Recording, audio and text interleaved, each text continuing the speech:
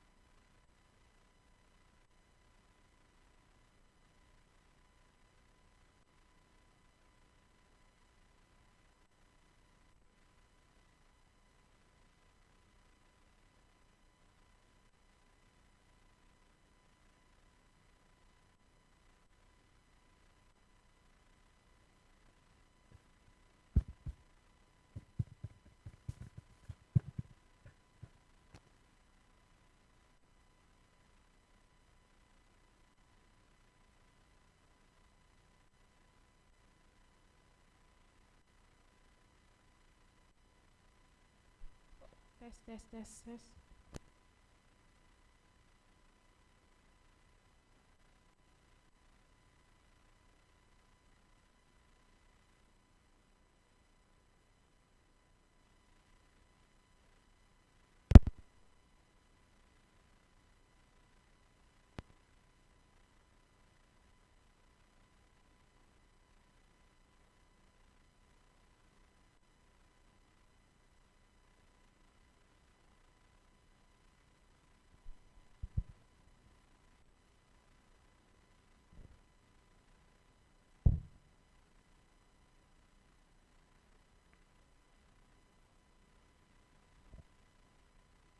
Good morning, Nigeria, and selamat siang, greetings from Indonesia for distinguished guests, keynote speaker, and Zoom meeting participants.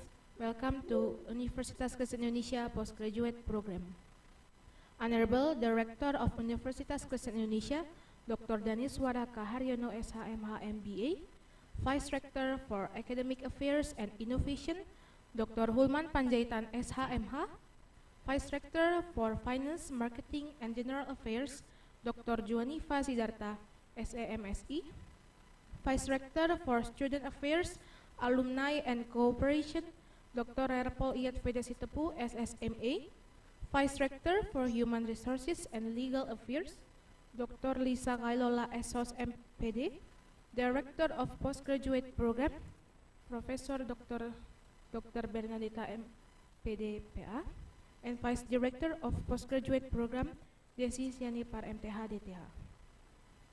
Also, our Head of Postgraduate Program, the lecturers and students of Universitas Kristen Indonesia.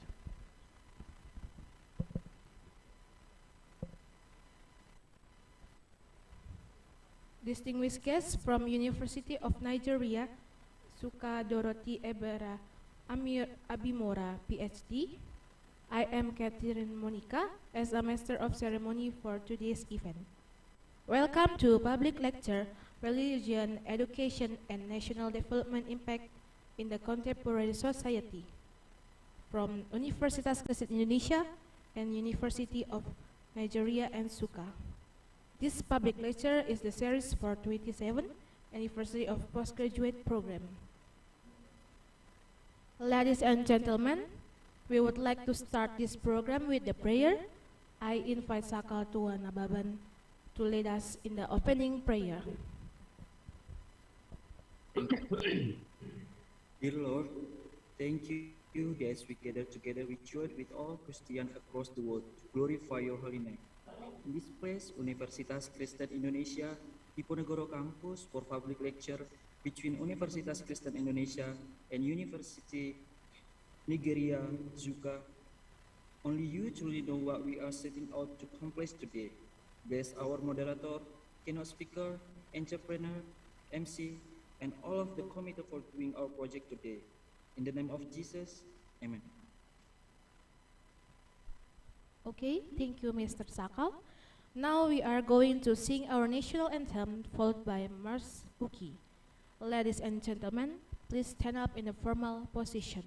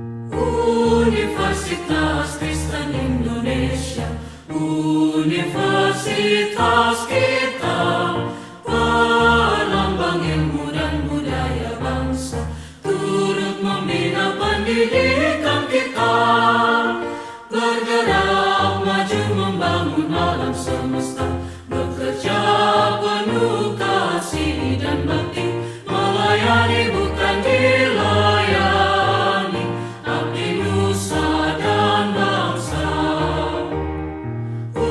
Universitas Kristen Indonesia, universitas kita, pelambang ilmu dan budaya bangsa, turut membina pendidikan kita, dan kami mahasiswa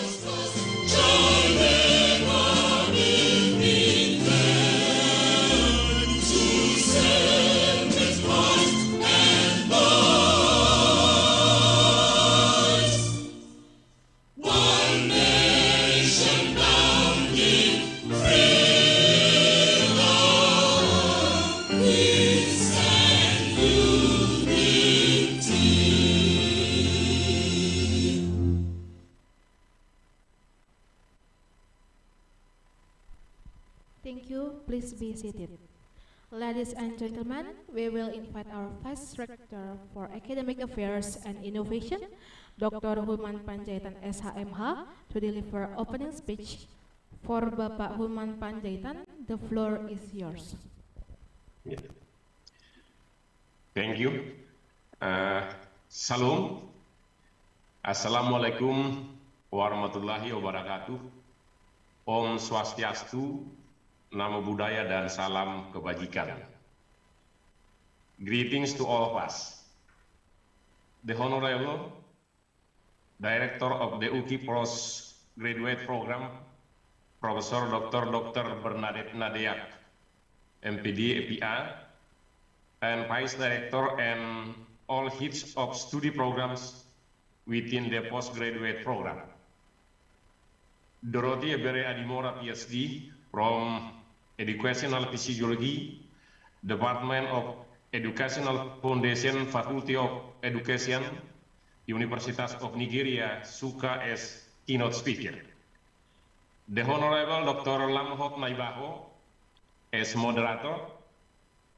The Honorable ladies and gentlemen, public lecture participant, and the student who we are proud of.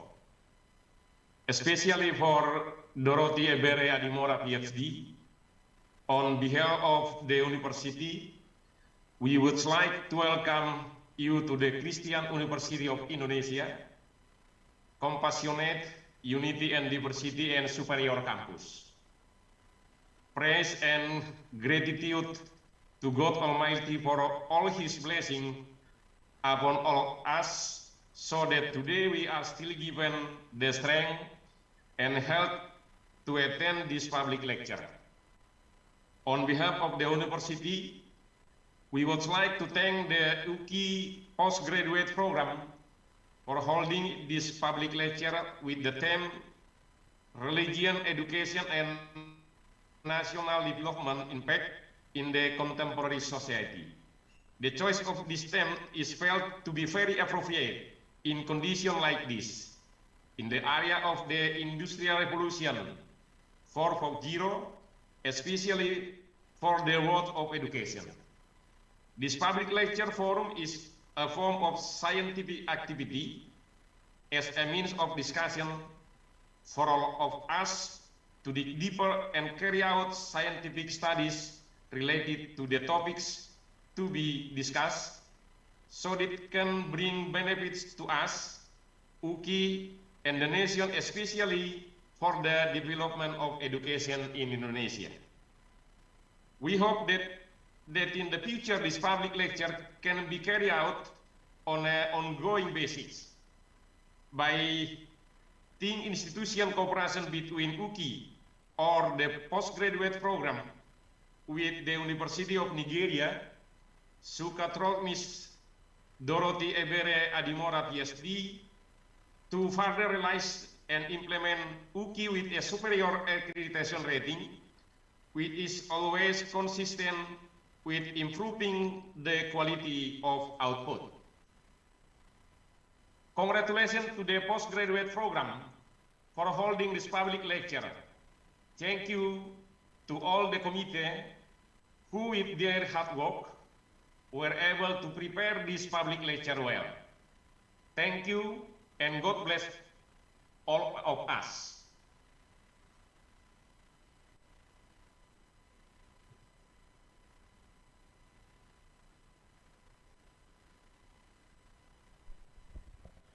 To officially this event, we will listen to the opening remarks from our Director of Postgraduate Program, Professor Dr. Bernadette Nadeak, MPD, EPA. From Professor Dr. Bernadette, the floor is yours.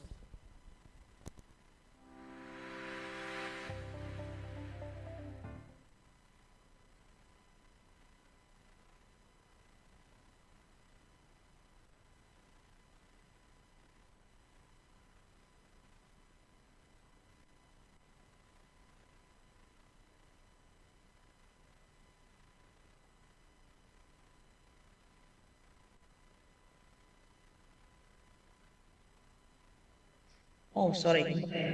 Sorry.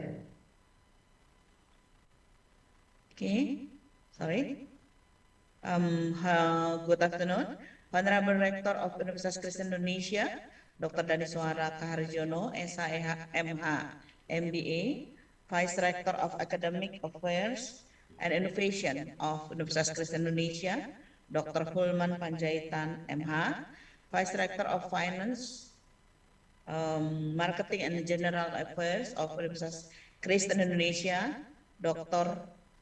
Juanifa Siddhartha, MSc, Vice Rector for Student Affairs and Cooperation of Universitas Kristen Indonesia, Dr. Paul Yadveda Sitepu, SSMA, Vice Rector of Human Resources and Legal Affairs of Universitas Kristen Indonesia, Dr. Lisa Kelola SS MPD, Dean of Universitas Kristen Indonesia, Head of Postgraduate Study Program, also our keynote speaker, Dorothy Ebere Abimura, PhD, Educational Psychology Department of Educational Foundations, University of Nigeria, Nsukka, Nigeria.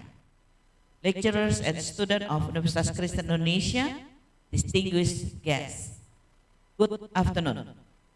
On behalf of the Director of Postgraduate Program of Universitas Kristen Indonesia, Bernadette Nadea, warmly welcoming you in this public lecture, Religion, Education and National Development, Impact on the College's Education, Law, Education, Administration, Architecture and Electrical Engineering with more than 700 students. With this public lecture today, the postgraduate program of UKI believes that there will be the great improvement on the process of teaching, researching, publishing, and serving the communities. Also, the implication of religion education in UKI, lecturers and students as our moral life in human development. It's cognitive, emotional, and social. In the future, Memorandum of Understanding and Implementation Agreement between UKI and University of Nigeria as our next agenda. Finally, I would like to thank Dorothy Ebere Abimora, PhD, Educational Psychology, Department of Educational Foundation, University of Nigeria, Nsukka, Nigeria. Thank you very much, and may God bless all of us. Thank you.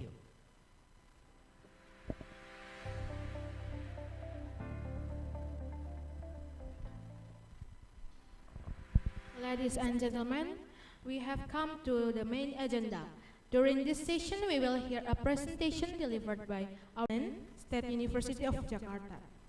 His educational background and his interest in education led him involved in irresponsible as a researcher, keynote international speaker, a journal reviewer, and model.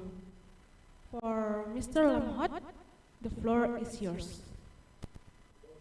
Okay, thank you, Kristen, for a great introduction about me. Yeah? Okay, good afternoon, everybody. Yeah, right. Because nobody answering me, so I'm a bit confused why. Right. Thank you very much to Dr. Hulman Panjaitan as our Vice Rector, yeah, who attends this seminar, and let me greet our keynote speaker today. Good afternoon, Mrs. Abere. All right. So, okay.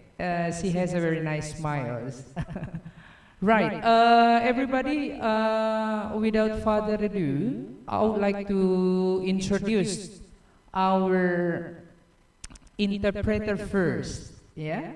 Before I go to before introducing our keynote speaker, So let me first tell a bit about our today's interpreter curriculum vitae. Yeah. Okay. Our interpreter today is Mrs. Suzanne Asihotang, SSMA. She's from the Faculty of Letters and Languages, Kristen University of Indonesia, Jakarta. Majored in English, Language, and Literature Teaching from Ateneo de Manila University, the Philippines. Her interests include issues in identity and multiculturalism, feminism, existentialism, and other issues in English language and literature teaching. So from her interest, we can see that her expertise is very fits today's conference. Yeah, right. Okay. Now give applause, please, to Ibu Susan as our today's interpreter. Right. Thank you. Okay. So now we go further. This is an introduction to our today's speaker. She is Dorothy Abere Adimora, PhD. She's now working at Educational Psychology Department of Educational Foundation, Faculty of Education, University of Nigeria, Nsukka. Correct me if I'm wrong to pronounce the word Nsukka, yeah? So, yeah. Okay, she's a Nigerian nationality, and about her educational background, her PhD was from Educational Psychology in 2010 until 2014, University of Nigeria, Nsukka, and her Magister Education in Educational Psychology from 2005 until 2008, still at the same university. It is University of Nigeria, Nsukka. And her bachelor was in Educational Administration in 1998 until 2022. University of Nigeria, Nsukka. And about her working experiences, she's been going through a lot of positions or experiences in working, which is very great, yeah. So from 2021 to present, she's an assistant professor, research fellow, Department of Educational Foundation, Educational Psychology, University of Nigeria, Nsukka. And besides being an assistant professor, of course, she's a lecturer. Spiritan School of Philosophy, Isienu Eha Alumona, Enugu State University.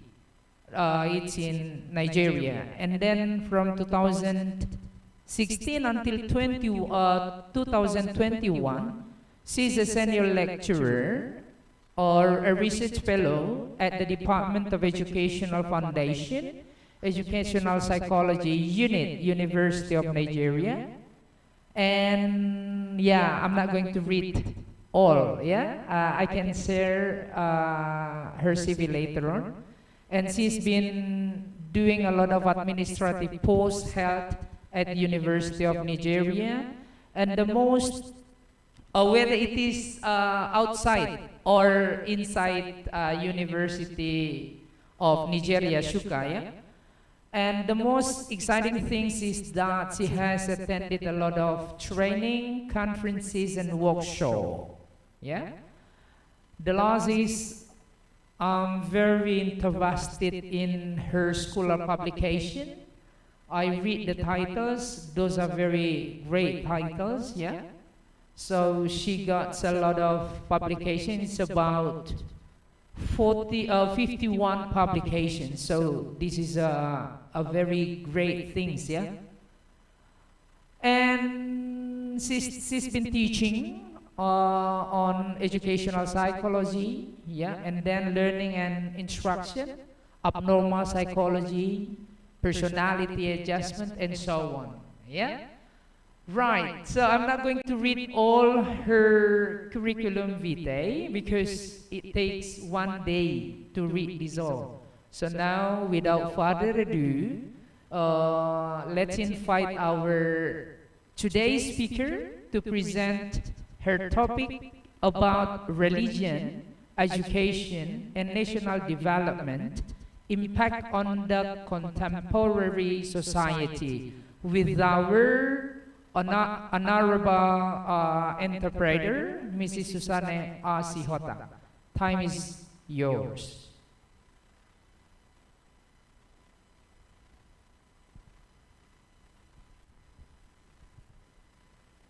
Okay, Mrs. Abere, time is yours.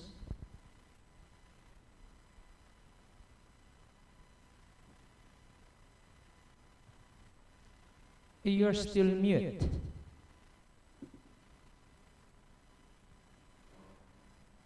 Hello, Mrs. Abere? You are mute still. We cannot hear you.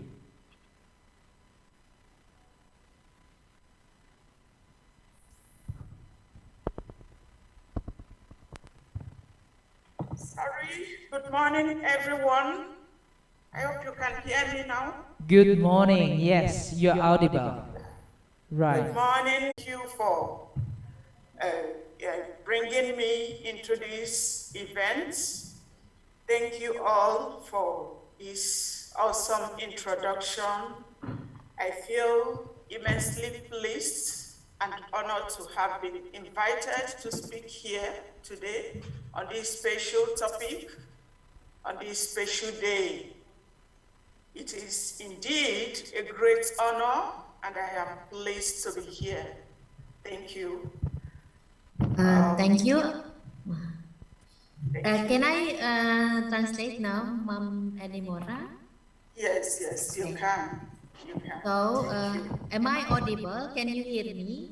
Pak Yes, I Yep, can hear yep. you. Okay. We can hear you. Thank you. Ibu Susan. Yes. Jadi Ibu Adimora baru saja menyampaikan salam dan menyatakan bahwa beliau sangat senang bisa hadir di kuliah hari ini, dan semoga kuliahnya ini nanti akan mendapat memberikan manfaat bagi kita semua. Terima kasih. Yes, Ma'am. Please, you can start. Thank you so much. Today I'm going to speak on this topic, religion, education, and national development, the impacts on the contemporary society. So, jadi topiknya sekarang adalah agama, ya, pendidikan, berikutnya juga adalah pembangunan nasional, memberi pengaruh ketika kita memutuskan banyak hal-hal mendasar. Yes. The nature of the human person shows that there is nothing of the material that does not take its bearing from the religious, spiritual. Agama dan pendidikan adalah dua hal yang sama. Mereka ada Mereka ada di satu sisi yang sama di dalam banyak dan sudah menjadi disiplin ilmu yang dari dahulu sudah ada dan sangat terkait.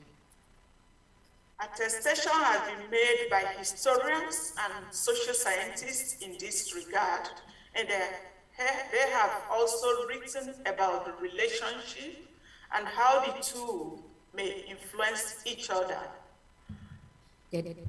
Jadi sejarawan serta ilmuwan sosial sudah membuktikan ini, bagaimana agama dan pendidikan saling mempengaruhi.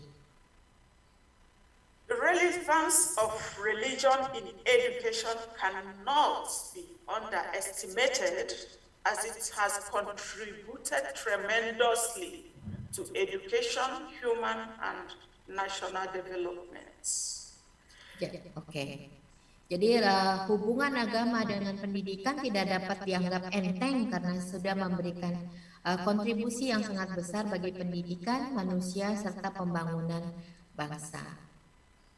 It therefore becomes imperative to acknowledge the relevance of religion in the growth of education across the globe.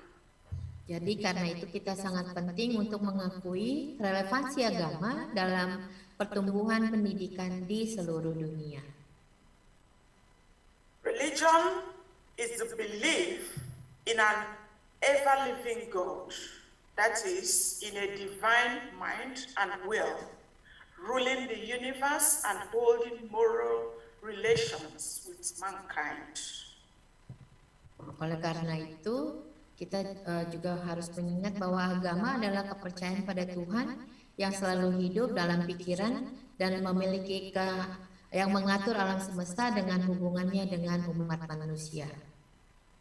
It's also a by its unique ability, targeted to provide individuals with answers to the ultimate questions of life, death, experience, existence, and purpose. So, agama memiliki kemampuan yang unik memberi jawaban kepada kita mengenai pertanyaan-pertanyaan yang terkait dengan kehidupan, kematian, eksistensi, serta tujuan hidup. The ultimate purpose of the practice of a religion, one, is to achieve the goals of salvation for oneself and others and render due worship and obedience to God, helping human beings to reach a higher level of perfection and fullness. Jadi tujuan kita mengamalkan agama adalah mencapai tujuan agar kita selamat dan juga agar ada keselamatan bagi orang lain. Jadi kita beribadah dan taat kepada Tuhan untuk membantu kemanusiaan mencapai tingkat kesempurnaan dan kepenuhan yang jauh lebih tinggi. Religion has immensely contributed to all forms of development which serve as advocacy for funding, innovation, education, empowerment, social movements, and social delivery. Oke, jadi agama telah memberikan sumbangan yang sangat besar dalam segala bentuk pembangunan, baik memotivasi pembangunan, baik dalam bidang pendanaan, inovasi pendidikan, pemberdayaan gerakan sosial, serta layanan-layanan yang lainnya. So because we know that education and religion are intertwined, we have to briefly talk about education, the importance to humankind.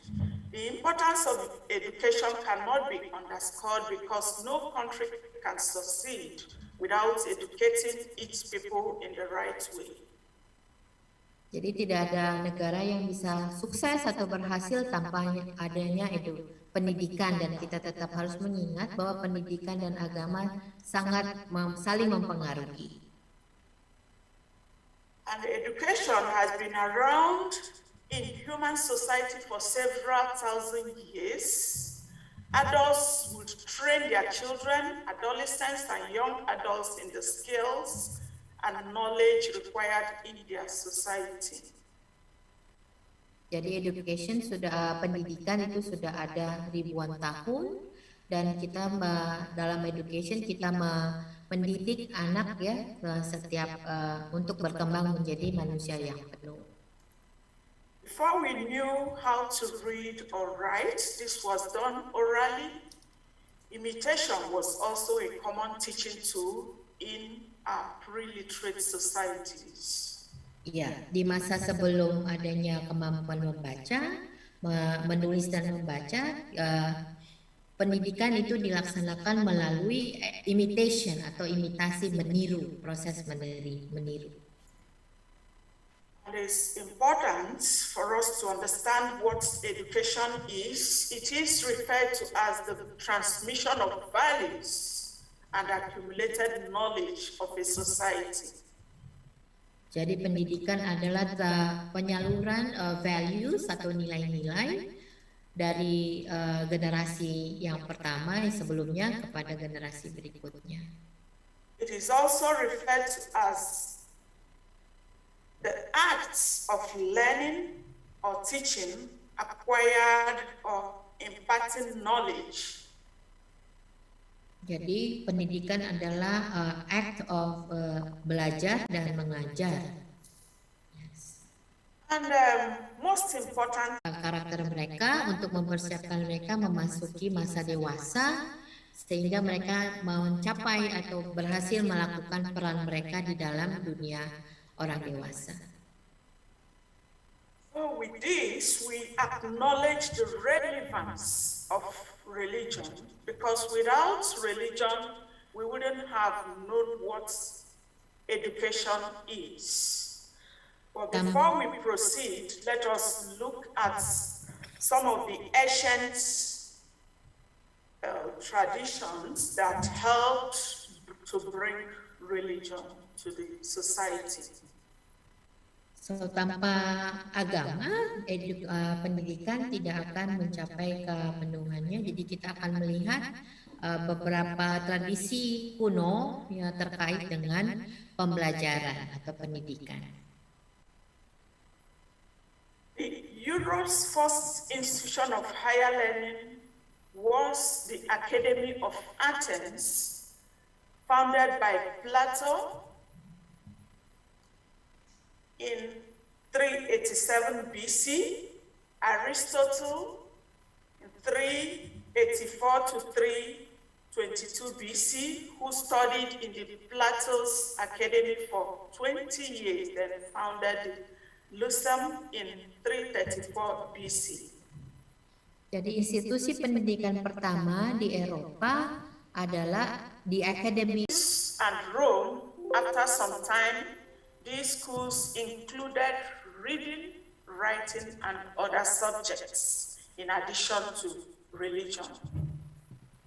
Jadi di tahun 150 sesudah Masehi, Justin Martyr mendirikan sekolah katekese di Efesus dan di Roma.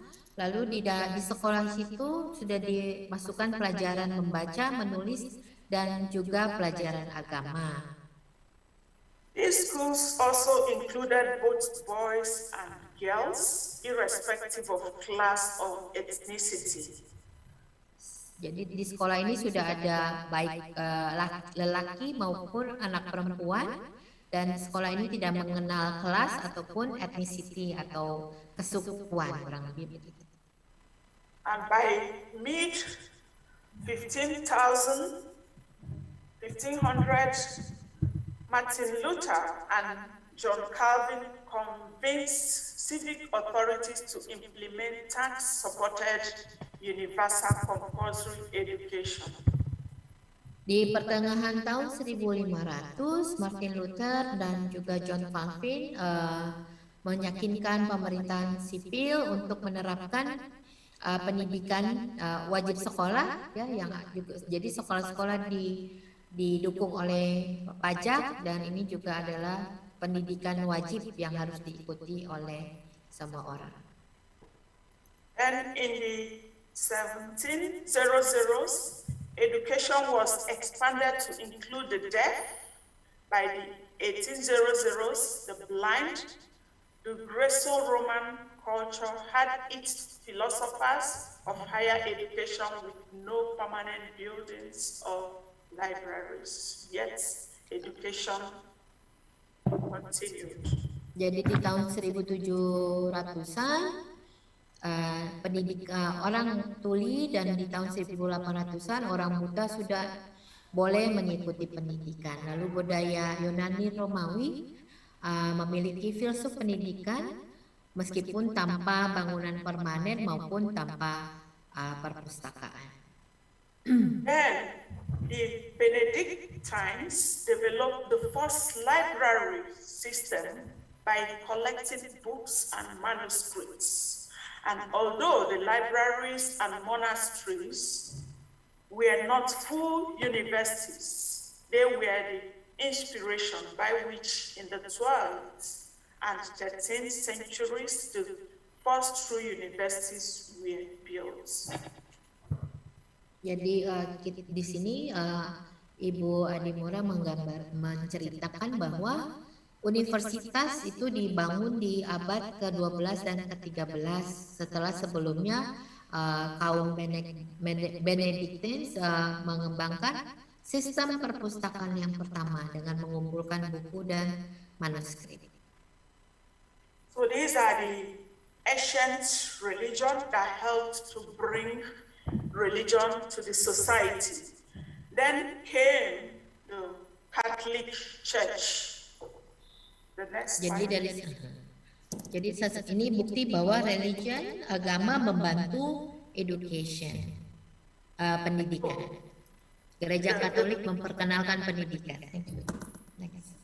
Then the Catholic Church came after the fall of Rome and became Western Europe's sole preserver of literary teaching.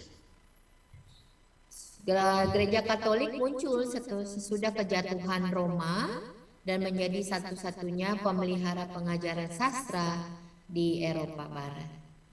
The Catholic Church established cathedral schools as institutions of advanced education during the Middle Ages and were the forebears of Europe's universities today.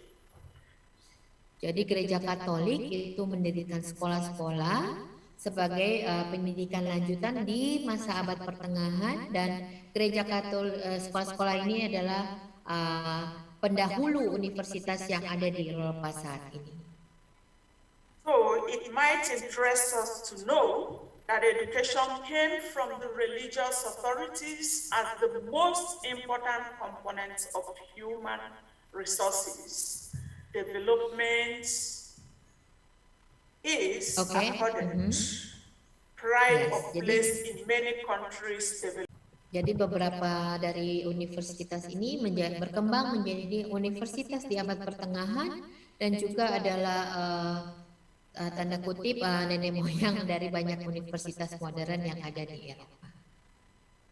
So in Nigeria, some of the roles of Christianity include promoting the training of citizens from the basic level to the tertiary level, done through the establishment of educational infrastructures and activities that are targeted to making education a better one. So, jadi kekristenan mempromosikan peningkatan pendidikan warga dari tingkat dasar ke tingkat pendidikan tinggi atau tingkat ketiga. Lalu juga kekristenan membantu melakukan pembangunan infrastruktur pendidikan dan juga membuat berbagai acara yang ditargetkan untuk membuat pendidikan menjadi lebih baik. Hundreds of educational institutions were established by different Christian groups in the country, and the history of Nigeria education depicts a high sense of commitment towards educating citizens in both secular and religious disciplines. Jadi di Nigeria banyak atau ratusan lembaga pendidikan didirikan oleh berbagai kelompok Kristen yang ada di sana. Lalu dari sejarah pendidikan Nigeria kita bisa melihat komitmen yang tinggi dari kekristenan untuk mendidik warga-warga Nigeria baik dalam bidang ilmu sekuler maupun dalam bidang ilmu agama. The contributions of religion to the promotion of knowledge are made possible by the inevitable connectivity which exists naturally and theologically between the religion and education which we enjoy today. Jadi kontribusi atau sumbangan dari kekristenan dalam mempromosikan pengetahuan ini ada karena hubungan yang tidak terelakkan yang ada di antara agama dengan pendidikan. Then came after the Catholic Church came the Islamic Caliphate. The emergence of the Catholic Church was followed by this Islamic Caliphate. The Islamic science and mathematics flourished under the Islamic Caliphate, which was established across the Middle East, extending from the Libyan Peninsula in the west to the Indus in the east and to the Almoravid dynasty and Mali Empire in the south. Oke, jadi sesudah pengaruh Katolik muncullah pengaruh Islam atau khilafah Islam. Jadi Islam menyumbangkan sains dan matematik yang berkembang di bawah kekhalifahan Islam di daerah Timur Tengah, membentang dari semenanjung Iberia di barat hingga Indus, dan kemudian ke dinasti Almoravid dan kekaisaran Mali di sebelah selatan. The Muslims are owned by the scientific world. They are owned by the scientific world to have invented the Arabic numerals, algebra, developed trigonometry, optics, and astronomy, invented the pendulum, and in medicine they made very remarkable progress. Jadi dari Islam kita masuk ke dalam dunia ilmiah karena Islam menyumbangkan angka Arab, aljabar, dan mengembangkan trigonometri, optik, serta astronomi, dan juga menemukan pendulum. Dan selain itu juga sumbangan besar diberikan oleh Islam di dalam dunia kedokteran. Also, the Muslim scholars calculated the angle of the ecliptic, measured the size of the Earth, calculated the precession of the equinoxes, explained in the field of optics and physics such phenomena as refraction of light, gravity, capillary action, and twilight. They also developed observatories for the empirical study of heavenly bodies. Ya, ilmuwan Islam berhasil menghitung sudut ekliptika, mengukur bumi, ukuran bumi, menghitung precision atau presisi equinox, lalu mereka menyumbangkan banyak sekali di bidang optik dan fisika, lalu ada pembiasan cahaya, gravitasi, dan berbagai sumbangan ilmu yang lainnya. Mereka juga mengembangkan observatorium untuk mempelajari benda-benda di langit.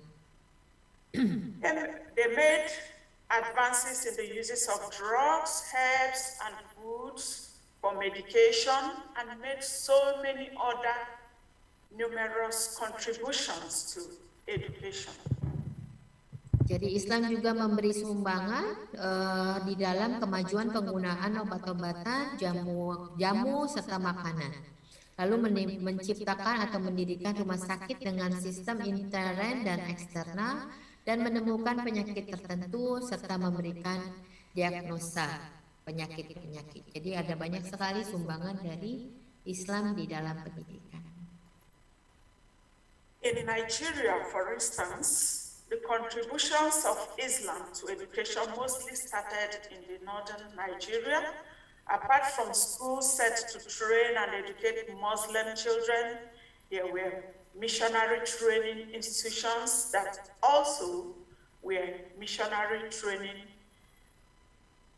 institutions that provided education to Nigerians irrespective of religion. Jadi di Nigeria, kontribusi Islam untuk pendidikan dimulai di bagian utara Nigeria.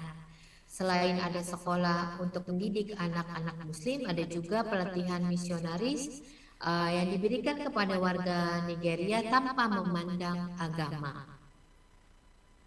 And the Arabs introduced the empirical method in the study of nature and cultivated it widely when they were leaders of the civilized world.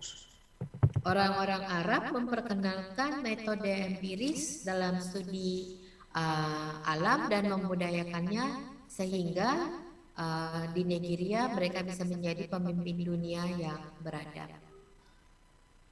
The Jewish religion, apart from the Christianity and Muslim, the Jewish religion education mainly takes two forms. Firstly, education regarding the main tenets of the faith. Secondly, education regarding the laws and customs of the religion. The ultra-Orthodox followers of Haredi Judaism teach only Jewish law and customs to their students, refraining from teaching any secular studies. Sesudah Katolik dengan Islam masuk ada agama Yahudi. Di dalam agama Yahudi ada dua bentuk pendidikan. Yang pertama tentang rukun iman, yang kedua tentang hukum dan adat istiadat agama. Di pengikut Yudaisme Haredi yang merupakan satu ultra ortodoks hanya mengajarkan hukum dan adat istiadat Yahudi kepada siswa mereka dan tidak mengajarkan ilmu atau ajaran sekuler apapun. Other religious authorities such as Hinduism, Buddhism, Sikhism, and Taoism also seem to have imparted knowledge and skills to their worshippers. Agama-agama lain seperti Hindu, Buddha, Teisme, dan yang lainnya juga kita dapat lihat memiliki cara untuk menyampaikan pengetahuan dan keterampilan kepada pengikutnya. Summarily, all these religious authorities were very interested in imparting education to the society. Jadi dari contoh-contoh di atas kita melihat pengaruh agama. Jadi Republik Indonesia adalah juga negara di mana Muslim adalah mayoritas, penganut Muslim menjadi mayoritas di negara ini. Tetapi juga di Indonesia kita melihat ada orang Kristen, Hindu, Buddha, serta Konghucu. Dan juga inilah yang Indonesia menjadi bukti juga bagaimana agama mempengaruhi pendidikan. Jadi di mana penduduknya memiliki agama, tingkat pendidikannya melek huruf dan sudah menyelesaikan pendidikan dasar. Melek huruf dan sudah menyelesaikan pendidikan dasar. Next slide. The role of the Christian missions in stressing educational development has been a common thread in the Indonesian experience, and the degree of emphasis of education has varied in different regions at different times. Kita melihat peran misionaris Kristen dalam menekankan pembangunan di bidang pendidikan, dan kita melihat benang merah melalui cerita mengenai pengaruh agama dan pendidikan di Indonesia, dan kita juga melihat ada tingkat penekanan pada pendidikan yang bervariasi di berbagai daerah di Indonesia pada waktu yang berbeda.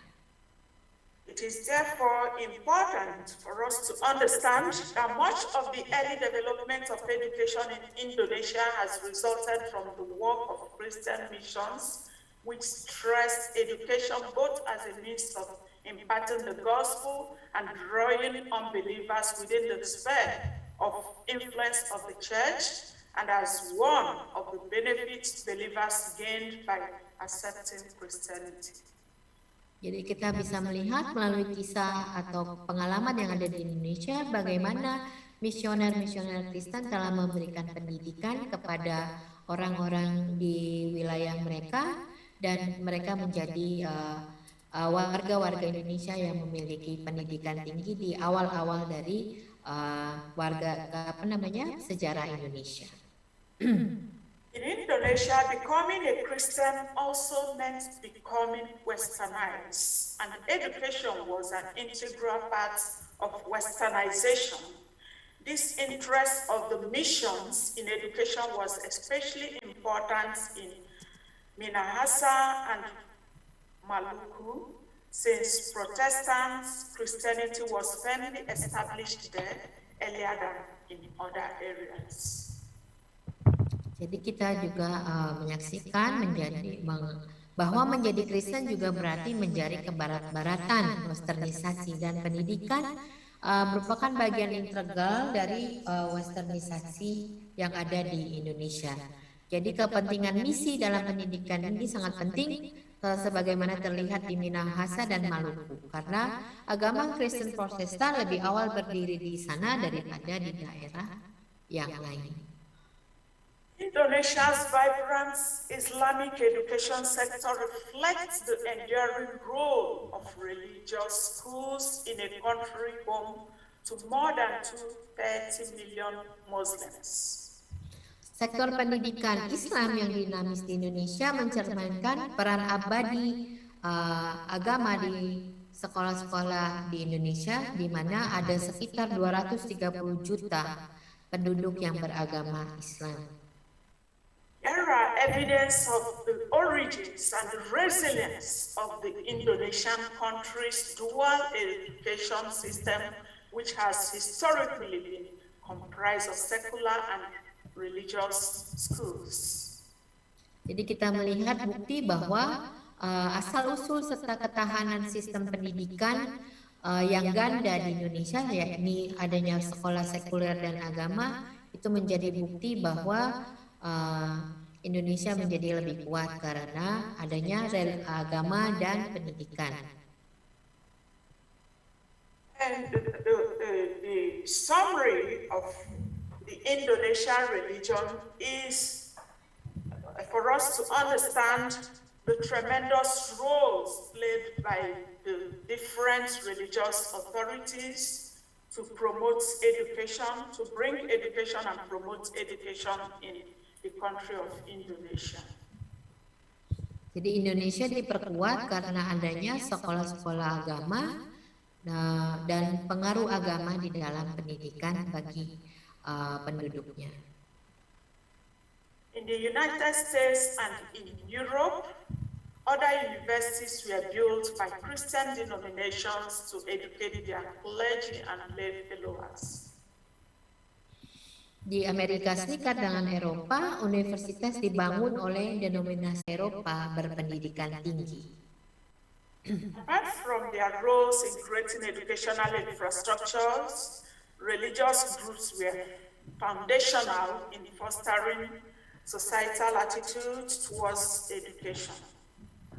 Jadi kelompok-kelompok agama ini menciptakan atau meletakkan dasar dalam membina sikap masyarakat terhadap pendidikan dan juga dalam menciptakan infrastruktur pendidikan.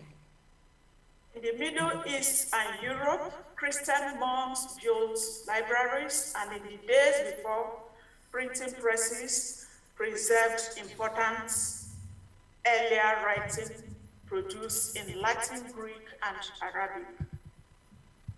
Jadi di Timur Tengah dan di Eropa, para biarawan Kristen membangun perpustakaan, dan sebelum adanya mesin cetak, mereka juga melestarikan tulisan-tulisan penting yang sebelumnya hanya ada di dalam bahasa Latin, Yunani, dan Arab. In most cases, these religious monasteries evolved into universities. Ya, dan pada akhirnya biara-biara agama ini berkembang menjadi universitas. And the contemporary access to education makes us to understand a solid pathway to educational attainment, which depends on a country's educational infrastructure.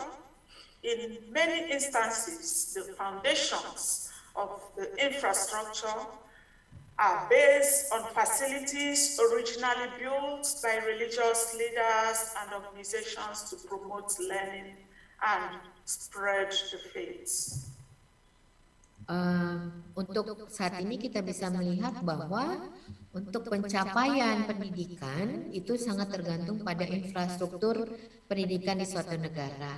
Dan dalam banyak kasus kita melihat dasar-dasar infrastruktur ini dalam pendidikan diawali dengan fasilitas yang dibangun oleh para pemuka agama dan berbagai organisasi agama dengan tujuan utamanya pada awalnya adalah pembelajaran serta penyebaran iman dari agama tersebut. In Nigeria, through the help of religion, education has come with several benefits which have aided the advancement of the nation. Nigerian education has for several years been characterized as a path that provides direction, adjustment, and self-activity. It has also been seen as a means of social change and progress, as well as process of socialization. Jadi kita lihat di kasus Nigeria, karena adanya agama, pendidikan telah membawa beberapa manfaat yang menyebabkan kemajuan bangsa Nigeria. Jadi pendidikan Nigeria selama beberapa tahun telah ditandai sebagai jalur untuk memberikan arahan, penyesuaian serta aktivitas diri, dan menyebabkan perubahan sosial dan kemajuan serta proses sosialisasi. In the southeast of Nigeria, the Catholic mission still plays a dominant role in the establishment and control of educational institutions, thereby influencing the high standard of education in public schools in those states. However, the private schools came up shortly due to the pressure to have more schools all over the country.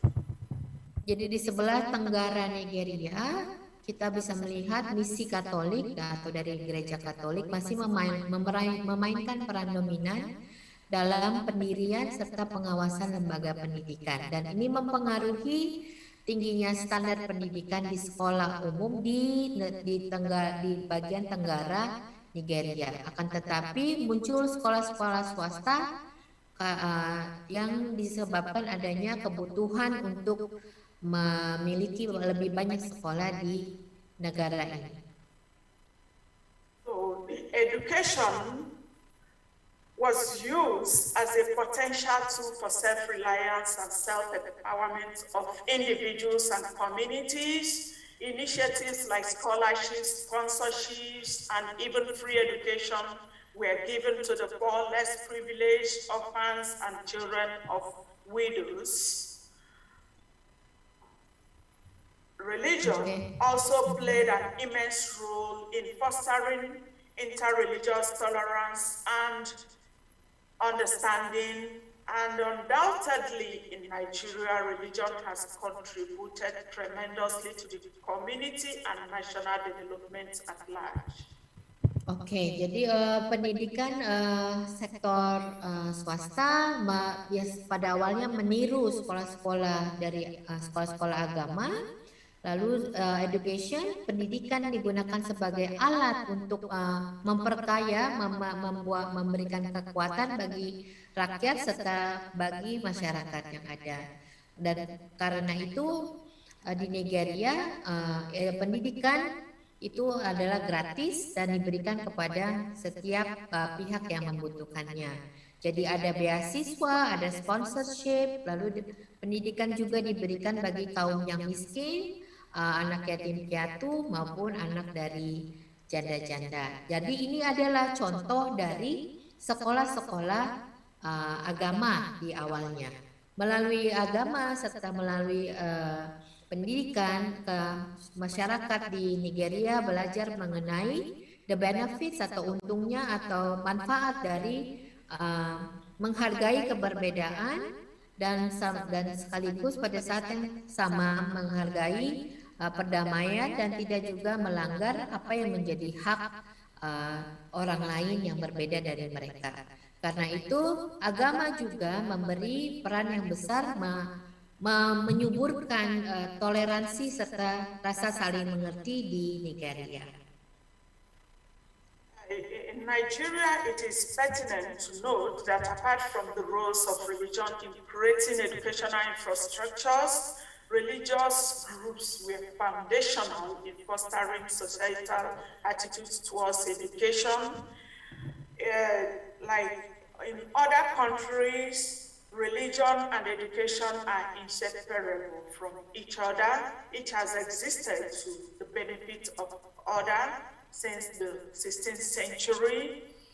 And the development of Nigeria and Africa at large provides insights into the impact of religion on contemporary education, human and national developments.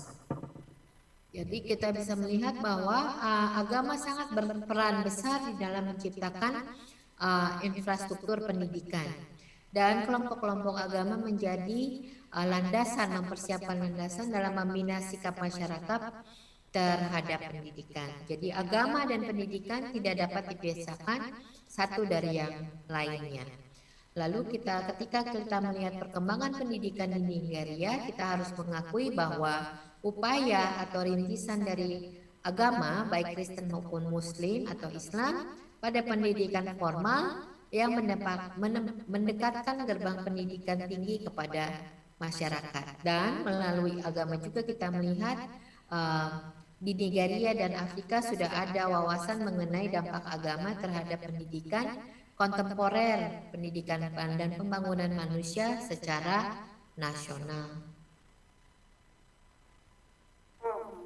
History reveals that before, during, and after colonization, Christianity has been involved in making new elites through education in the area. The involvement of the church in education, as seen in Nigeria, both at lower and higher levels, is a reflection of what has been going on in Christian history wherever and whenever Christianity becomes entrenched.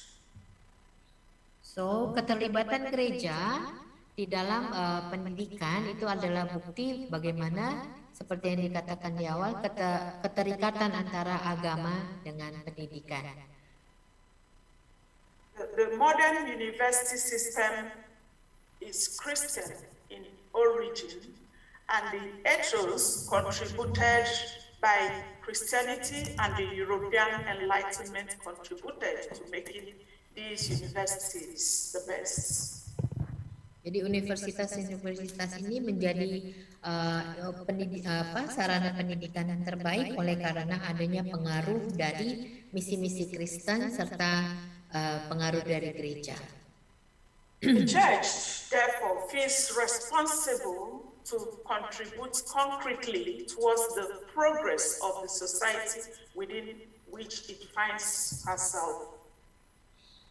Jadi pengaruh gereja itu yang memang tidak dapat dibantah menjadi penyebab tingginya kualitas dari pendidikan di Nigeria. Recently, there are many mission schools, nursery, primary, secondary, and tertiary institutions that produce quality graduates to serve the nation today. This is about the most significant contribution of the church to development because the greatest engine to growth and development of any economy is human capital development. Jadi gereja memberikan sumbangan terbesar di dalam pendidikan di Nigeria, sehingga terbentuklah establishment atau diciptakannya pendidikan tingkat dasar, tingkat menengah, serta teacher training dan juga sekolah-sekolah teologi yang menghasilkan pendidikan yang terbaik di Nigeria. So the contribution of religion to education is relevant in different aspects of an individual development, such as the cognitive, intellectual, physical, emotional, social, moral, and language developments, transcending to every aspect of human development. And it might interest us to know that child development is a process by which a child changes over time. It covers the whole period from conception to adulthood, incorporating physical growth as well as intellectual, language, emotional, and social developments. And while these aspects are often considered separately, in reality, each influences all of the others. For instance, as the brain develops physically, so intellectual abilities increase. This in turn allows the child to explore their social world more fully, develop their emotional responses to it, and the language needed to describe it. This exploration, in turn, directly impacts on further physical brain developments. And Oke. it might interest us to know that without the impact of religion in education, a sound and a full development of an individual wouldn't have been possible. Jadi Ibu Adimora menjelaskan bahwa tidak mungkin terjadi pengembangan seorang anak menjadi manusia yang lebih berpendidikan tanpa adanya pengaruh agama di dalam proses atau di dalam formasi pembentukan karakternya. Jadi kita bisa lihat dari karakter formation atau pembentukan karakter itu semuanya juga akan dipengaruhi oleh agama. Kurang lebih begitu. Yes, ma'am, you can continue. Therefore, through the contribution of religion to education, the following human developments were recorded. For instance, we have the character formation and moral significance, which is very important in human development. Without the character, which is the cream of life, there wouldn't be a full individual. A character formation or moral development, moral education are concerned with the whole conduct of a man. Jadi tidak mungkin kita menciptakan atau mendidik manusia dengan karakter yang benar serta memiliki moral yang tinggi tanpa adanya pengaruh agama di dalam pendidikan individu tersebut. Yes, ma'am. So the character formation or moral education is concerned with the whole conduct of man. And the education policy framework in Nigeria ascribes its first goal to the provision of a framework for development of standards, core values, and ethics for teaching professions to make them contribute immensely to human development. Jadi di dalam di Nigeria ada standar-standar yang harus diikuti dan tentunya itu juga dipengaruhi oleh peran agama di awal pengembangan pendidikan di Nigeria. Seperti yang bisa kita lihat di dalam PowerPoint yang diberikan oleh Ibu Adimora. Yes, ma'am. Vocational significance is also important to human development because it is also the utilitarian aim, which says that ideals of education are useless until they enable individuals to procure the primary needs of life, such as food, shelter, and clothing. And without education, there won't be full development of an individual that will enable him to earn his livelihood, prepare for some future profession, vocation, or trade. Dan kita juga melihat di sini dikatakan vocational significance. Jadi juga untuk bisa mencari pekerjaan butuh pendidikan yang penuh yang diberikan kepada anak maupun remaja atau individu yang ada di Nigeria. There is also the knowledge or information words, which explains that educationists who hold the knowledge or view of the relevance of education justify their stand with powerful arguments.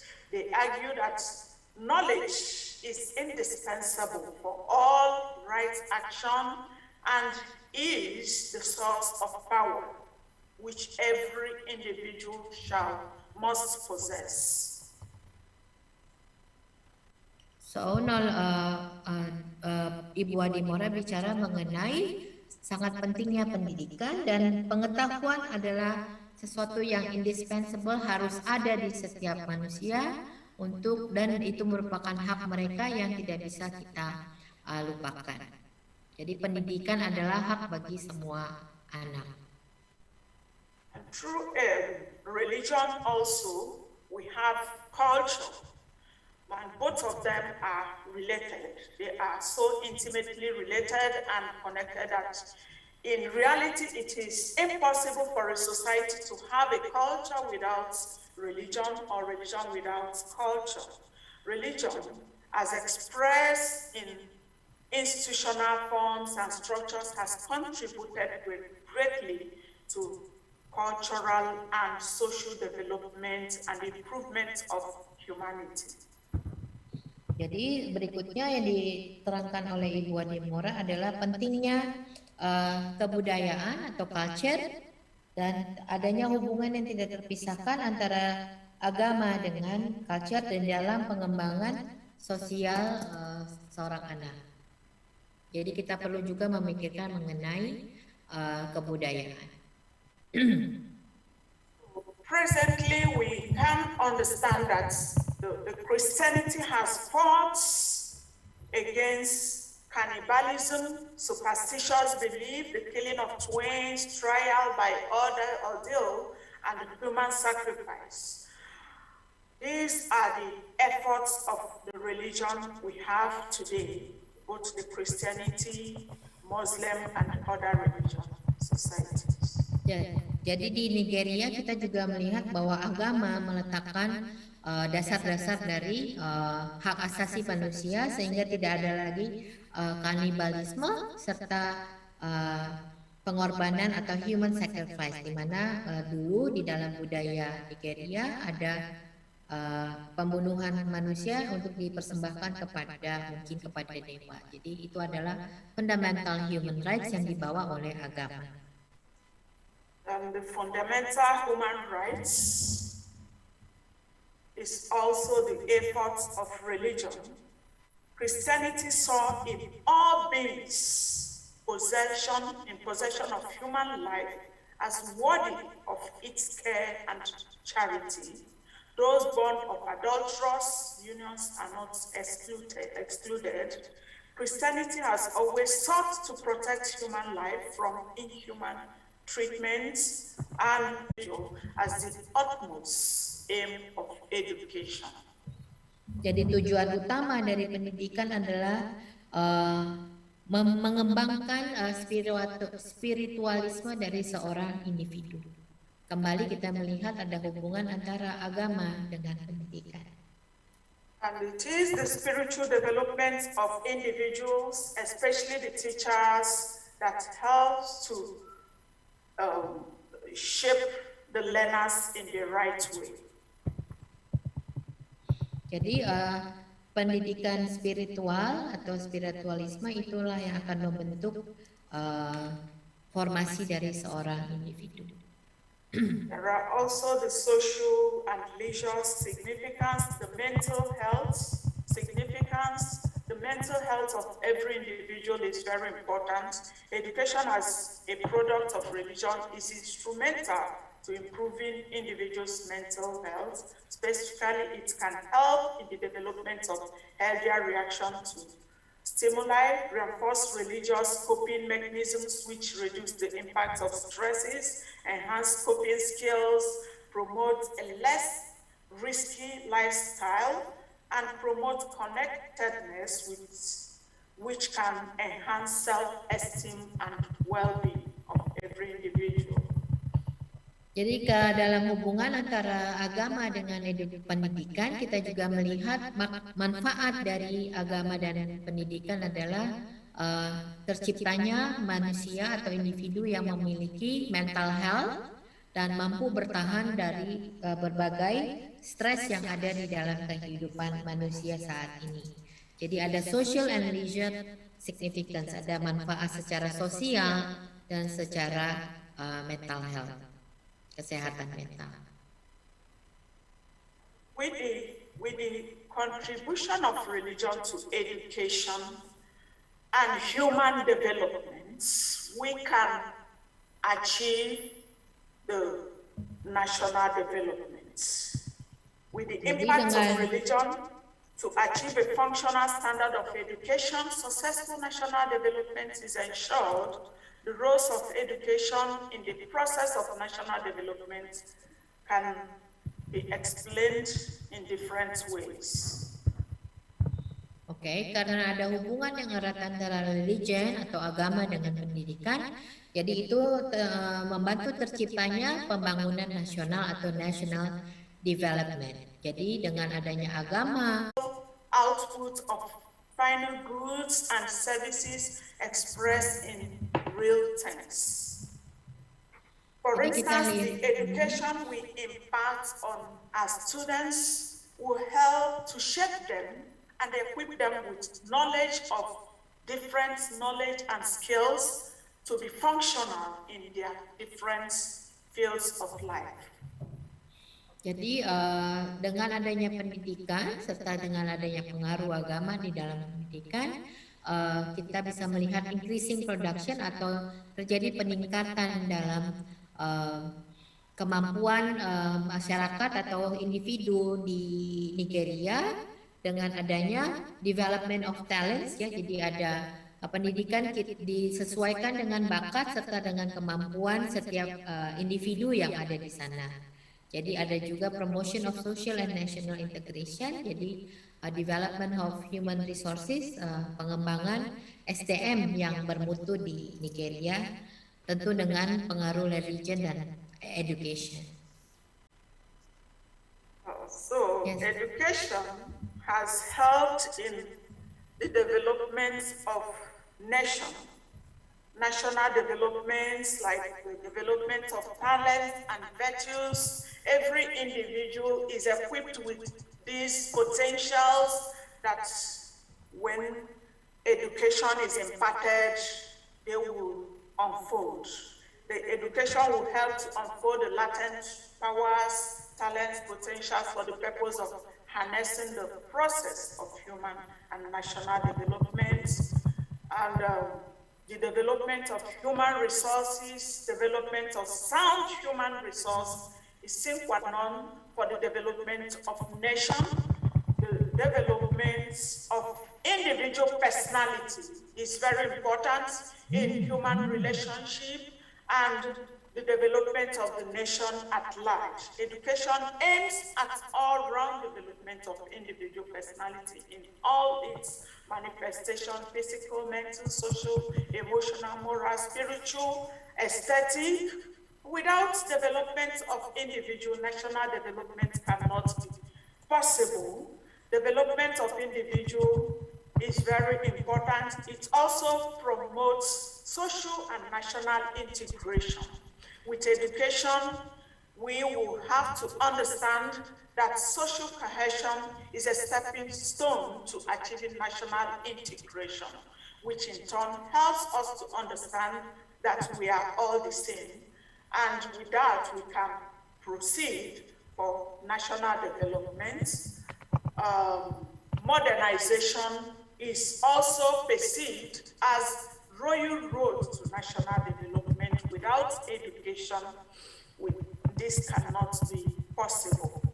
Development of democratic values, fostering democratic values like cooperation, mutual understanding, freedom, equality, justice, mutual help, sharing of experiences, shouldering of responsibilities, taking leadership roles. All these are essential in development of the nation, the establishment of socialistic pattern of society. Education helps in achieving national development by establishing a socialistic pattern of society through the following ways: equality of educational opportunities, common school system of public education, compulsory social and national service, liberal provision of scholarships. Then again, development of secular outlook, fostering secular outlook is essential for the development of nation. And synthesizing cultural and scientific values. Education brings synthesis between cultural and scientific values, which is essential for development of a nation. Science should not be isolated from the mainstream of our tradition and moral of the past, because it helps in national development. And we have to come. Okay. Go on before I draw my conclusion.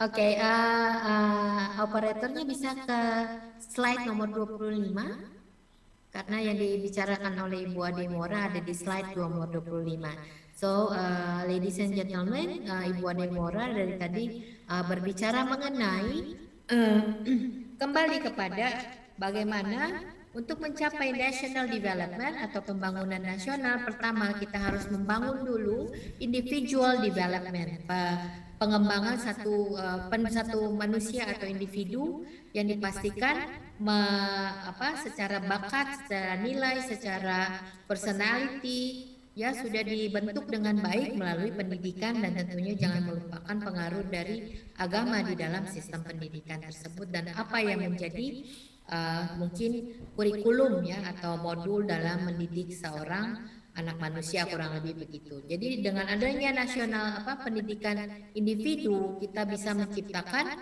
integrasi di bidang sosial dan nasional, dan juga terciptanya modernisasi ya.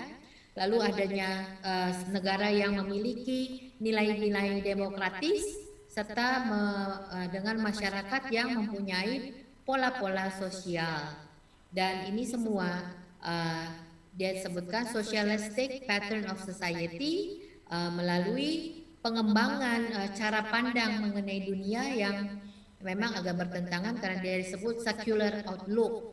Lalu dengan adanya ini pendidikan manusia yang ada di Nigeria sebagai contoh memiliki international understanding, lalu juga memiliki kemampuan mensintesis antara nilai-nilai budaya serta nilai-nilai ilmu pengetahuan. Yes, ma'am. You may continue. Sorry, but because I'm mindful of time, I had to do a hasty presentation. Yes, no problem. I have to conclude. Okay, so are we now in the conclusion? And continued. Religion has played and continues to play a crucial role in promoting education in every society. No known religion is devoid of moral and ethical principles. Indeed, religion is a force that has mostly influenced the character of man in Nigeria, for instance, and in the context of Indonesia and other countries reviewed, religion has made remarkable impacts on education, human and national development. Religion, being the critical catalyst for achieving that end, should always be upheld in every nation for peace and sustainable development. The United Nations has said that it is the right of every child to get an education, which is the unquestionable pathway to the development of every individual and the best legacy to leave for an individual child. Therefore, all stakeholders in the education sector, particularly the church, are expected to rise to the task and fulfill its social responsibility, which demands that schools should contribute to the development and welfare of the community. It is worthy of note that man's ethical standards, moral behaviors, and standard of judgment appear to be products of his religious training. This implies that religion promotes education, leading to the attainment of sustainable national development and the achievement of the SDG goals, the 17 SDG goals, to have a solid sustainable development demands and adequate education of the people's morals and minds, which function both in the informal and formal forms of education. In as much as religion has contributed immensely to education, it gives a solid grounding for the adequate formation of a human person. the end result and the development of the human person should at the same time reflect the national development. Development, thus understood, is holistic, embracing the good of the individual as well as the nation. And it is worthy of note that good moral life is the manifestation of virtue, learned and practice, which leads to adequate human development that eventually brings about solid national development. And this is what the type of development that can be compared to what Pope Benedict calls true social development, which respects the dignity of all human beings. And this is what our students should understand in order to be sound, developed individuals with all-round. Jadi agama adalah kekuatan yang mempengaruhi pembentukan karakter umat manusia. Jadi kita bisa lihat melalui contoh-contoh yang diberikan di dalam konteks Nigeria serta konteks Indonesia dan negara-negara lain yang telah diulas sebelumnya, bahwa agama memberikan dampak yang luar biasa terhadap pendidikan, terhadap pengembangan manusia, dan terhadap pengembangan nasional. Agama adalah katalis penting untuk mencapai tujuan itu dan harus selalu dijunjung tinggi di setiap bangsa untuk terciptanya perdamaian serta pembangunan yang berkelanjutan. Sesuai dengan apa yang dinyatakan oleh PBB atau Perserikatan Bangsa-Bangsa, adalah hak setiap anak untuk mendapatkan pendidikan yang hak ini tidak dapat lagi dipertanyakan untuk pengembangan setiap individu atau manusia dan menjadi warisan terbaik bagi setiap anak yang ada di dunia. Itu adalah human right bagi seorang anak. Oleh karena itu, bagi setiap pemangku kepentingan di bidang pendidikan, khususnya gereja, kita diharapkan untuk dapat bangkit dan mengemban tugas dan memenuhi tanggung jawab sosial kita, yaitu memberi kontribusi lebih lanjut pada pembangunan dan kesejahteraan masyarakat melalui pendidikan. Selain itu, kita juga melihat bahwa produk dari pendidikan dan produk dari agama adalah adanya standar etika manusia dalam berperilaku dan adanya moral serta standar penilaian. Ini juga mengimplikasikan bahwa agama akan mempromosikan atau meningkatkan pendidikan moral dan budi pekerti untuk menjadi masyarakat yang memadai dan yang berfungsi baik dalam bentuk pendidikan formal maupun informal. Jadi sumbangan besar agama adalah bagi manusia yang memadai, dan ini pada akhirnya akan mewujudkan pembangunan nasional yang kokoh dan berkelanjutan.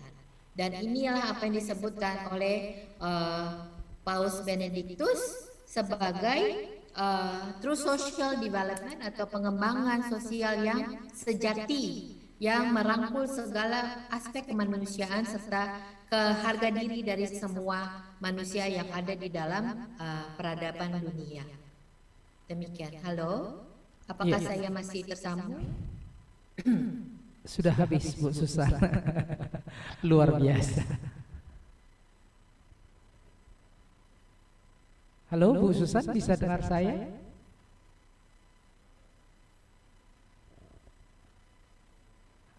Oke. I think the slide 26 will help us appreciate the role of religion.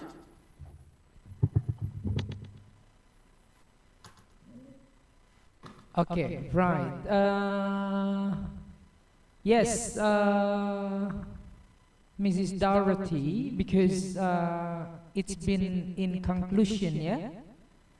So, do you have anything to say still before we go into question session? Yeah, I'm okay. I'm ready for the question session. All right. Okay. Good afternoon, everybody, and give applause, please, to the presentations today. It's a great presentation, and it's clear enough, and we can understand actually what you are telling us, what you are presenting to us. All right. So,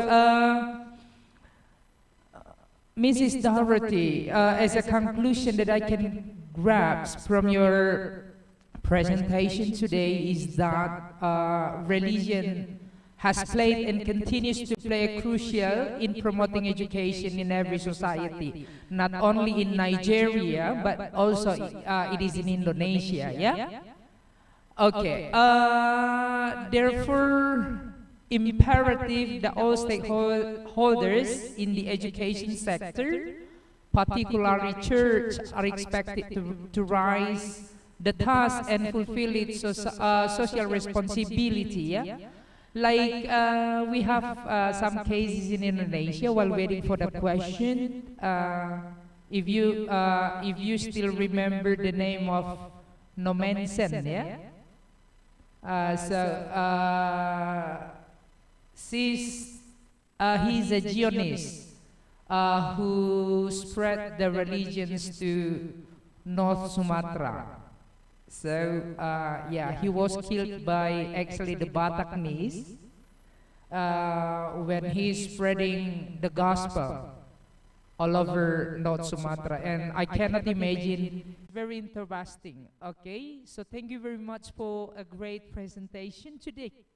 And now, let's have question session. For those students, for those participants of Varam, who are with us in Zoom, if you have any question, then you can ask our Nadif, our speaker today. Right? Okay, you can Mr. raise your Moderator, hand. there are questions in the chat room. Okay. Oh yes. There are some questions in chat room. Mrs. Dorothy. Yeah. First. Okay.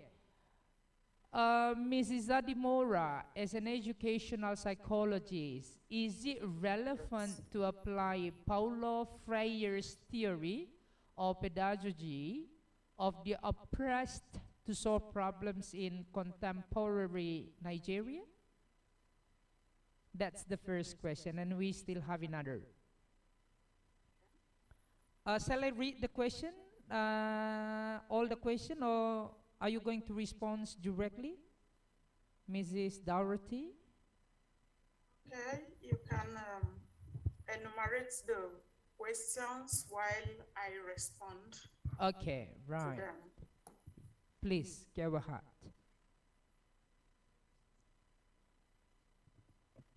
Questions. So what's the first question says?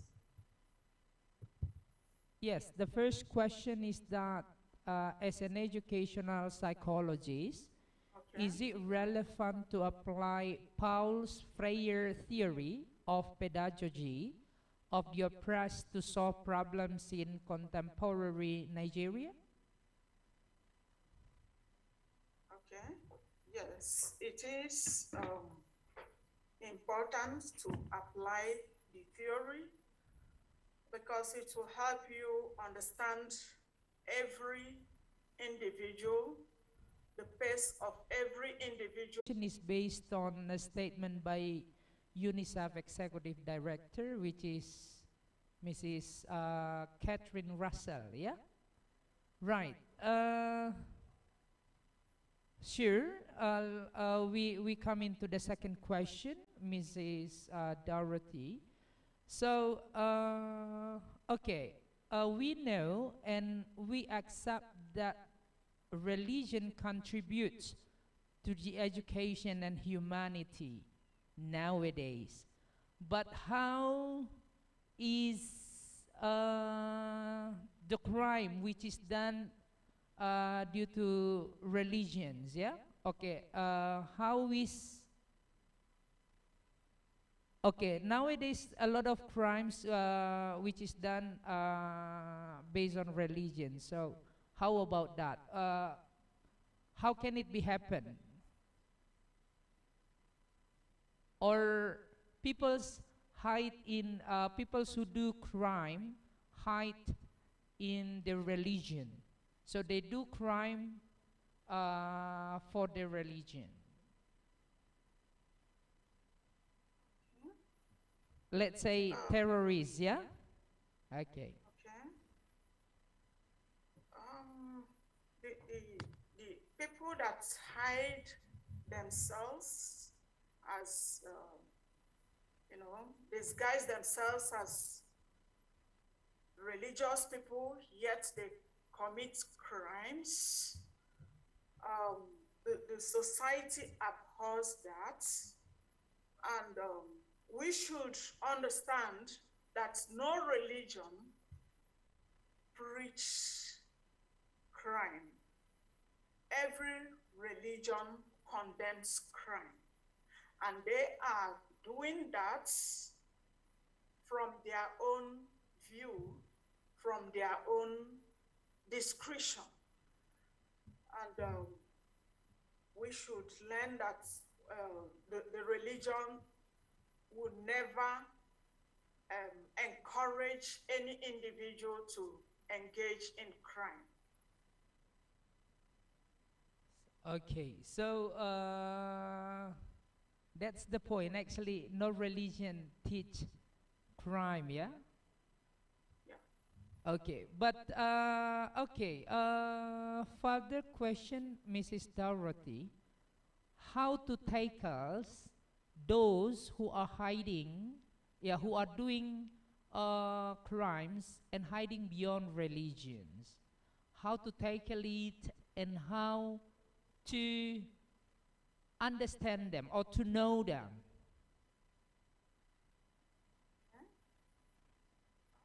We have to understand that in every group there must be a Judas, and that should not discourage us from being good. We have to keep on praying and advising others not to copy such behavior, because definitely such behavior would land the person or the group to problems. So that should be made clear to the younger generation to understand that there is no benefits in doing the wrong thing or in engaging in crimes. You can never benefit by being a criminal, and it's always good to be good. Even if you don't reap the benefit immediately, you must definitely benefit from it. Okay, understandable. Right. There is a question from the forum. Mr. Manota, as it is written here that you would like to ask question, you can just go ahead, please, sir. Mr. Manota, are you there?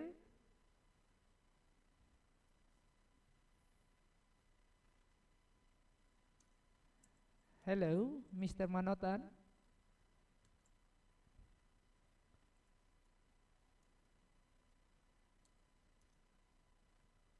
Okay, while waiting for Mr. Manotar, then anybody wants to ask question? Right. Mr. Yes. Lamhot, Yes. can I? Maybe it will be helpful for the audience if you can maybe translate, or if you let me translate the answer yes. to. Go ahead, Ibu But Susan. not now, because I have forgotten what Miss Mama Adimora said. Tadi yang pertama jawabannya di dalam setiap agama ada Yudas Iskariotnya, ya. Jadi tetapi meskipun ada Judas Iskariot itu tidak boleh membuat kita berhenti untuk melakukan apa yang baik. Betul nggak ya Pak Moderator? Yes, that's Kalau correct. saya tidak salah ingat. Thank you. Don't forget that I am here. Okay? The second. Yes. No, I don't. Yes. Okay. Oh, right. Sorry, Mrs. Dorothy, I forgot Miss Susan as today's translator. She should translate your Okay. response to the question, actually. Okay. All right. Mrs. Dorothy, I think there is an interesting condition here, which is said that according to the reports by, if you have read in the chat room, it is said that Nigeria has 18.3 million children who are not in school, and a high number of children attending school but not getting a solid education that can translate into good prospect for their future. The reports also highlighted how discrimination and exclusion have long persisted for millions of children from ethnic and minority groups and children living with disabilities, including access to immunization, water and sanitation services, and fair justice system. Yeah. Okay. Although, of course, there is a question due to this, but you have answered it just now. But I have another question due to this condition right now. So actually, what is the role? Yeah, the role which have been done by the church there, or let's say the religions in your country, as you have presented, really that religion do a crucial role, yeah, to the development of education itself. So I'm wondering to read this fact, yeah. Okay. So, you talked about the out of school children, the children living with disability, and why they are not in school, or the role of the church. Yes, Is that yes. your question? Yes, that's the question. Okay.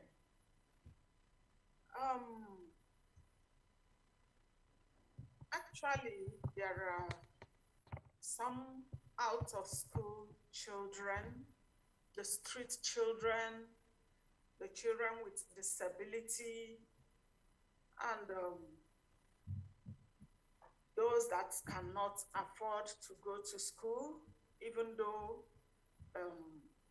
we have free education to an extent, but some children cannot even afford money for them, Okay. instead of being in school. So I think basically is a personal decision, not that the church cannot afford to keep them in school. So even when the church forces them to go to school, you will still see some parents that will keep them in the streets to be getting money, turning them to beggars in order to get money for them. Okay, all right. Ibu Susan, Okay. now is your Yes. turn. Thank you. Betul. Jadi children with disability atau apa ini istilahnya, anak what is the term now? Jadi di sini Ibu Adimora mengatakan bahwa memang ada peran dari gereja untuk memberi bantuan pendidikan kepada anak-anak yang tidak yang tidak terlalu beruntung, ya, seperti anak-anak dengan apa namanya, tanda kutip ya, cacat, kurang lebih begitu. Akan tetapi orang tuanya juga memaksa anak-anak ini untuk bekerja seperti menjadi peminta-minta. Jadi pada akhirnya gereja tidak bisa menahan anak ketika orang tuanya meminta mereka bekerja dan bukannya, atau tidak memperbolehkan anak-anak itu bersekolah, kurang-kurang Kurang lebih begitu ya, Ibu atau Bapak yang tadi menanyakan. Terima kasih. Okay, terima kasih Ibu Susan. Right, Mrs. Dorothy, there is another question from Risanta. She's one of my students, yeah, at English Education Department, and this is very good question. Okay, good afternoon, Mrs. Ma'am Abere. Thank you, ma'am, for giving us new knowledge. Earlier, it was mentioned that it's very important to educate a child about the inseparable relationship between religion and education. May she know how the effort of the Nigerian government in forming character through education and religion for the children in Nigeria are facing technological development in this era? That's the question, ma'am. Okay. The role of the government in character formation of the child.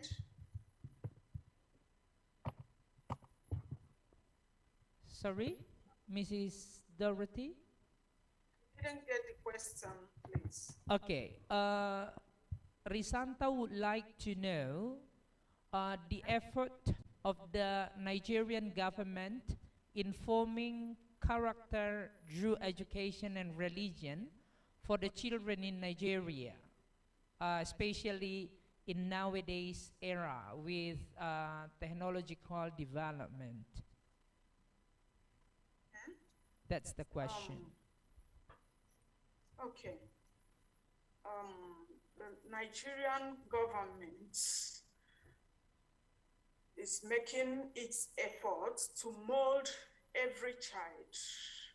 We know that children learn best when they are active, busy, or with different groups in the school environments. They learn and develop at different rates, which we know, and they have different potentials. They have different values. It's now left for the governments, for the teacher, to identify such potentials and tailor them towards actualizing such dreams. There are different schools in Nigeria where the children or the students are encouraged to do what they have the skills. The teachers also help to identify the skills of these students, and having identified the skills, I think that is also the role of the psychologists, because you work closely with the students to identify the field where they are very interested in, and you encourage them to do that thing which they will be very much proficient in. And I believe our government is doing that, because in different schools there are counselors, there are psychologists that work closely with the students to identify these potentials and help to encourage these children to become that better individual in the society. Right, Baik, Ibu Susan. jadi jawaban atas pertanyaan Risanta tadi adalah pemerintah melalui sekolah-sekolah, melalui guru-guru berusaha membentuk anak-anak ini menjadi individu yang aktif dan sibuk ya istilahnya, dan mengembangkan segala potensi serta bakat mereka. Selain itu juga disediakan konselor dengan juga di unmute katanya. Okay. Di Okay. unmute dulu, Mama. Question? Not yet, Ma'am. Right. Okay. Yeah. Hello. Yes. Hello. Manotar, Your Hey, voice how is are not you? clear, Where's the Pak Manotar. picture? good to Yes. hear your voice. This is a very quick question to you, friend. I see from different angles what have you delivered to us since 2 hours ago. Basically, not all countries, religious countries, basically agree moral society. Let's name like Indonesia. If you the last census in Indonesia names that 98% Indonesian populations are on their respective religion. But if you look at the World Justice Project report, the latest one in 2021, Indonesia is on the list of a very high rate of crimes. And then Indonesia also now a country with an average educational level. It means not we lack of literacy. We have good universities. We have a huge of universities in Indonesia, but all of those doesn't guarantee that all the society here are highly moral. So do you agree that education and religion is a guarantee to a moral society or not? But if me, I don't agree there. Okay. Yeah. Manotar, Yeah, most of religious countries, they have very high level of crime. Right. Okay, Yeah. udah Yeah. Pak. Mhm. okay. Yeah. Thank you. There. Thank you so much. Thank you so much, Manotar. Yeah. I am sorry I'm not a good expert. I'm not an expert in Indonesian religion, but the much I know, I can proudly say that the role of education, the role of religion in moral development of a child, of individuals, is very paramount. Even to adopt positive measures to circumstances.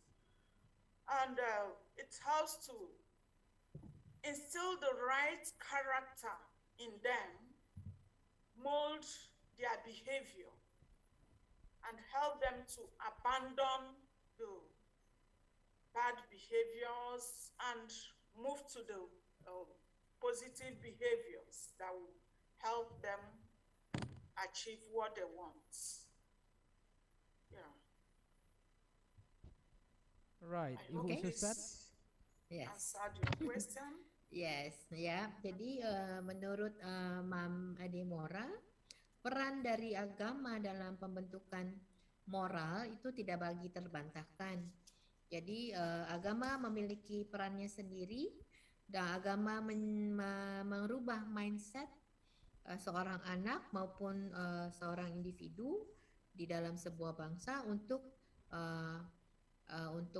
memberikan berpikiran positif dalam menghadapi keadaan atau lingkungan di sekitar mereka. Jadi agama membantu kita untuk mengatasi segala kesulitan yang ada di sekitar kita. Kurang lebih begitu. Silakan Pak moderator. Right. Okay. Thank you very much, Ibu Susan. And okay, everybody, the participants, because I do not see any of the participants is raising hand again, and also no more question at the chat room.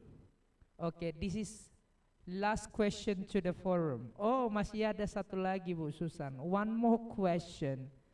This is from okay, are you still available, Mrs. Dorothy? one more question. I am. Okay, this is also from my students from English Education Department. Her name is Tia Nurhalizia, and she would like to ask you a question. At previous explanation, you told us that religion plays an important role in the education world. And based on this statement, I want to ask you, how do you respond to someone who has a title or even someone who is the leader of a religious community but has a bad attitude? Because as what we can see nowadays, there are lots of religious people do bad things. Does it have anything related with education itself? That's the question. This is also a very good question. Okay. That's a good question.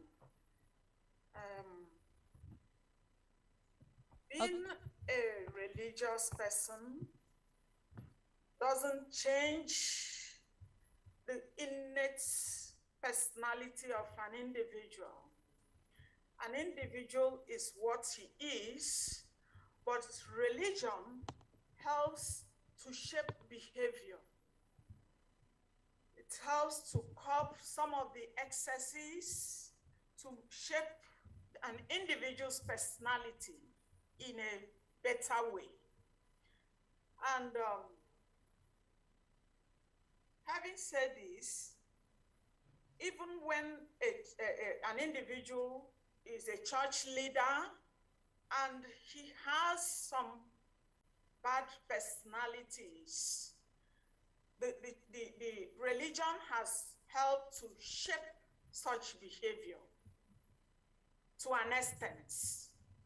And I believe that's why the person is the way he is, the behavior, the kind of attitude you perceive from the person is not as much as it would have been if religion did not play its role on the person's personality.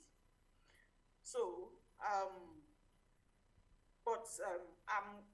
want to assure you that religion, in some cases, doesn't change entirely what personality an individual has.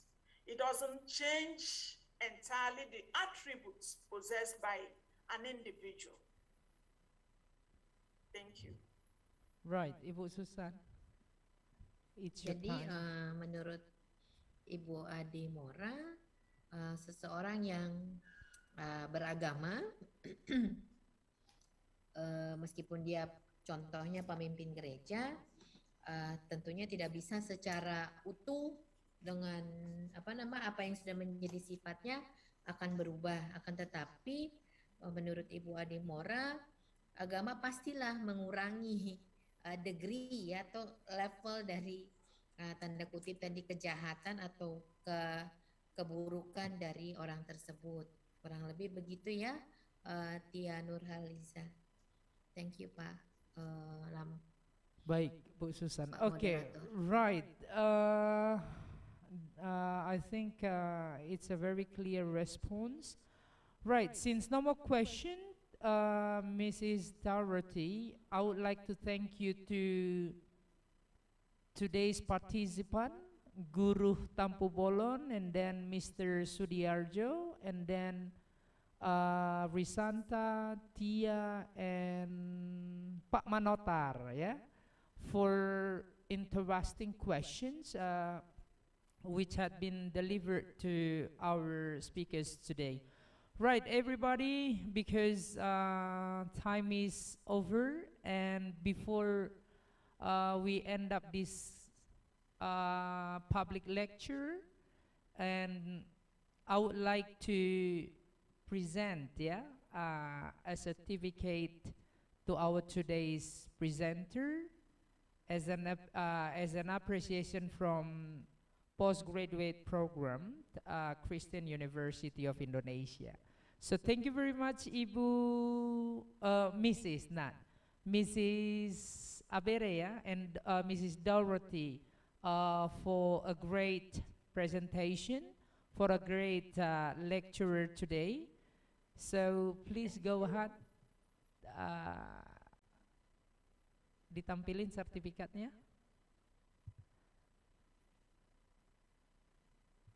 Thank you so much for the opportunity. Okay, wait, Mrs. Students, Abere.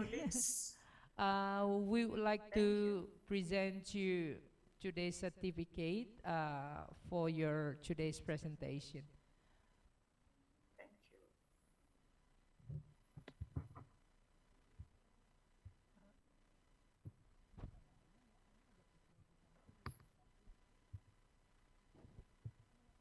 Hello.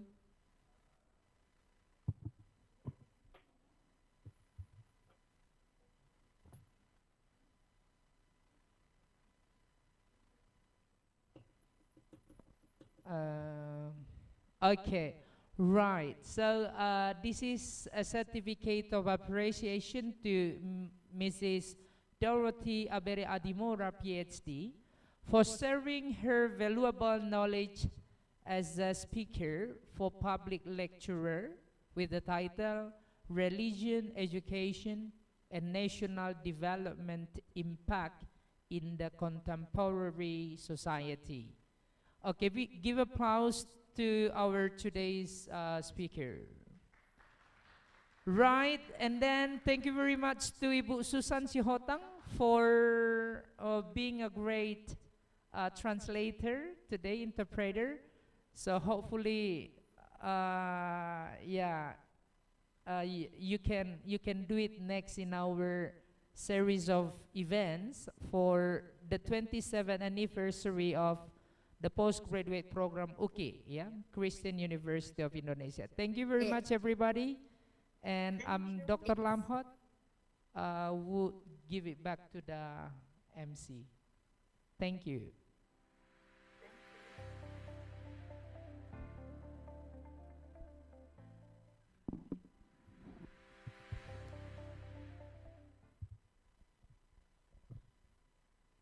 Thank you, Dorothy Ebere Abimora, PhD, for your informative speech. Also, our moderator and our interpreter today's event. Ladies and gentlemen, we come to the end of this event. I would like to invite Egi Aritonang to close our event with closing prayer.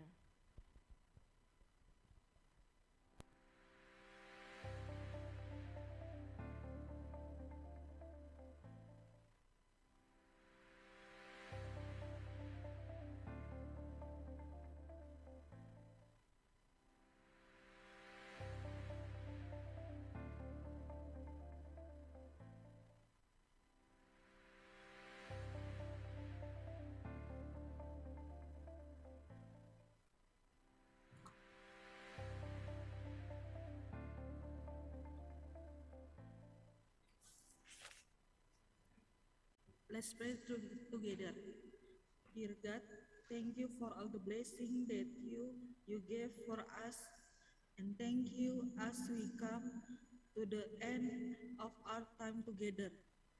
We thank you for what has been accomplished here today for public lecture between University Kristen Indonesia and University of Nigeria. Nsukka, this is we pray in the name of Lord Jesus. Amen.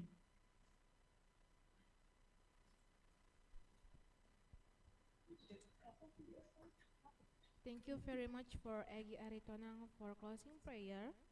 Ladies and gentlemen, I would like to remind about the attendance list in our chat box. Also, we would